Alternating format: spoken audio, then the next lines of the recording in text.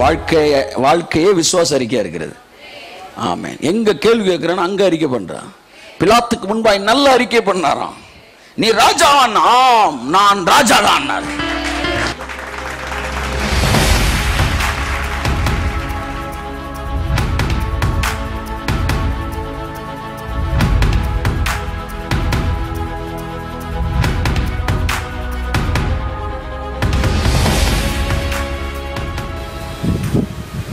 என்ன ஆயிப்போருது?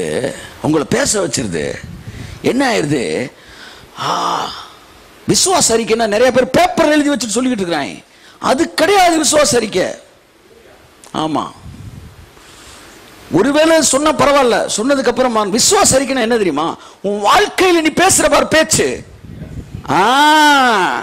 அது அது காலையில் உட்காந்து அப்பா பிதாவை தோத்துறோம், அன்பின் பிதாவை தோத்துறோம், நித்திய பிதாவை தோத்துறோம், அப்படியே முடிச்சுட்டு அந்த மாதிரி நான் வாழாகணும் தலைவன் கீழா, இதுக்கு நிறைய புக்கை வர போட்டேன். இப்போ அப்படியே விசுவாச அறிக்கையா, விசுவாசமே இல்லாமல் ஒரு அறிக்கையை சொல்லிட்டு விசுவாச அறிக்கையை முடிச்சுட்டு இன்னைக்கு என்ன பாடுபட போறோமோ அப்படி மூடிட்டு போறீங்க பாரு. நீ வேற சரி ஏன் கத்திக்கிட்டு இருக்கிற?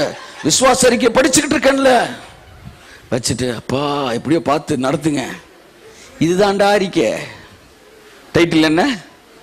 இதுதான்டா அறிக்கை. வாழ்க்கையில பேசுற பத்தியா? அதுதான் அறிக்கை. அதுதான் அறிக்கை. எனக்கு விசுவாச அறிக்கை புத்தகமே கிடையாதுன்ட்டா. ஆனா நம்ம வாழ்க்கையே விசுவாச அறிக்கையா இருக்கிறது. ஆமென். எங்க கேள்வி கேட்கிறான் அங்க அறிக்கை பண்றான். பிலாத்துக்கு முன்பாய் நல்ல அறிக்கை பண்ணாராம். நீ ராஜாவான்? ஆம், நான் ராஜாதான். ஐயா சாமி, நான் சொன்ன நீங்க தப்பா இருக்க கூட இல்லைங்க, நான் அப்படி சொல்லலைங்க, நான் என்ன சொன்னேன் நாங்க அப்படிலாம் உழப்பவே இல்லை. அவரு ராஜாவா? சரி, வீணா சேர்ந்து அப்படி மாட்டி விட்டாங்க சார், எங்க தலைவரை தொட்டு பாடுறான்ற மாதிரி ஏத்தி விட்டாங்க சார். சொன்னார் பிலாத்து, நான் ராஜா தான். அவன் கேட்டான் நீர் மேசியாவான்னு கேட்டாங்க. பிலாத்துட்ட ராஜானா சிக்கல், மேசியானா விட்டுறான். என்ன மேசியா ஓசியா நம்ம ஆசியான்றீங்க போங்கடான்றான். அவன்கிட்ட ராஜானா தான் அவனுக்கு கோவம் வரும். யூத ரபிகள்கிட்ட வந்தா மேசியானா சிக்கல், ராஜானா கூட விட்டுருவான். ரெண்டு பேருக்கும் பதில் கரெக்டா சொல்லணும். அவர் நேரா சொன்னாரு, வந்து நீ ராஜாவா? ஆம், ராஜாதான். நீ மேசியாவான்னு கேட்டான். ஆம், இது முதற்கொண்டு மனுஷகுமாரன் வலது பாரசத்தில் நிற்பதை நீங்கள் காண்பீர்கள். அவன் வெறியில் அவன் சட்டையவே கழிச்சிட்டான். தேவதூஷணம். ஏண்டா சட்டையை கழிச்சுக்கிறேன்? என்ன தைரியம்? எந்த பக்கம் அடி விழுகும்னே தெரியாது. அதுதான் என் அறிக்கை. ஏன்னா பேசிக்கிட்டு இருக்கும்போது ஒருத்தன் பிரதான ஆசிரியனுக்கு இப்படியா உத்தரவு சொல்லுவது? பவுல்ட்ட ஒருத்தன் பேசிக்கிட்டு இருக்கும்போது அற விழுந்துச்சு பவுலுக்கு.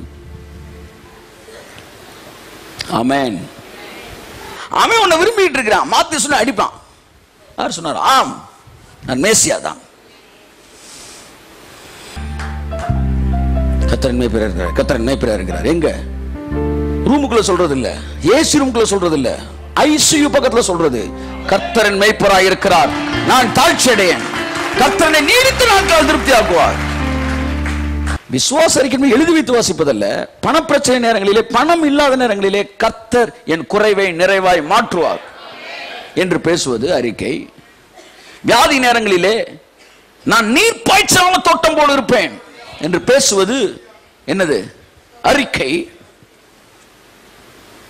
உங்க ஸ்கின் ட்ரை ஆகும் போது நீங்க சொல்லணும், நான் நீர் பாய்ச்சலாம் தோட்டம் போல இருக்கிறேன்.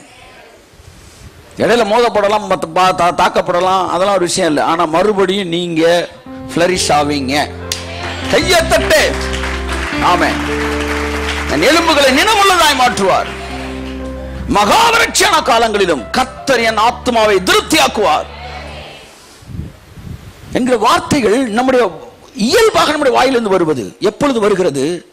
உறுதியும் நிச்சயமும் இருக்கும்போது நம்முடைய வாயின் வார்த்தைகள் மாறுகிறது. அத வேதம் சொல்லுகிறது, அவர்கள் பாஷையை சுத்த பாஷையாய் நான் மாற்றுவேன். ஹல்லேலூயா.